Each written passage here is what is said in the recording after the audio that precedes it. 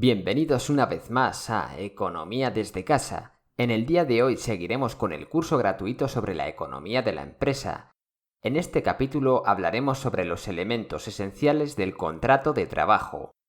El contrato de trabajo es un acuerdo por el que una persona con la capacidad legal para trabajar se compromete personal y voluntariamente a realizar un trabajo para otra persona, que puede ser física o jurídica, bajo su autoridad y a cambio de una remuneración. Para que sea válido, dicho acuerdo debe tener al menos los siguientes elementos esenciales. 1. La identidad de las partes del contrato de trabajo. 2. La duración de la jornada laboral. Se debe especificar la fecha de comienzo de la relación laboral y, en el caso de un contrato de duración determinada, su duración prevista. Además, se deben especificar el número de horas semanales que realizará el trabajador. 3. El domicilio social de la empresa.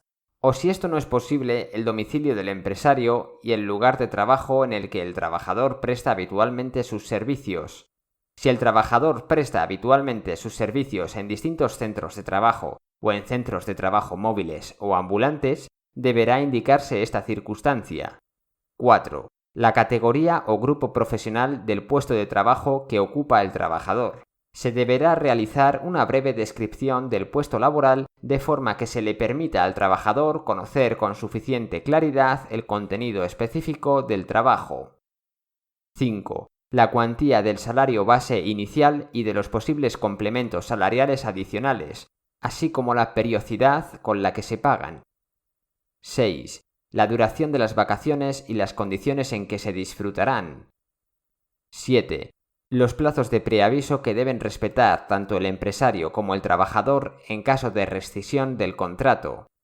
8. El convenio colectivo aplicable a la relación laboral, indicando los detalles específicos que permiten identificarlo. Hicimos un vídeo explicando el convenio colectivo más a fondo, te lo dejo aquí en las etiquetas si te interesa. Con todo esto nos despedimos por hoy. Si te hemos ayudado y quieres seguir aprendiendo, te dejamos 2 vídeos para que cliques en ellos basados en las recomendaciones de YouTube. Por otro lado, te agradecería que te suscribieras a nuestro canal si te ha servido de utilidad, clicando en nuestro logo en la parte izquierda del vídeo. Como siempre, cualquier duda o sugerencia, por favor déjalas en los comentarios para que podamos responderte. Nos vemos en el próximo vídeo.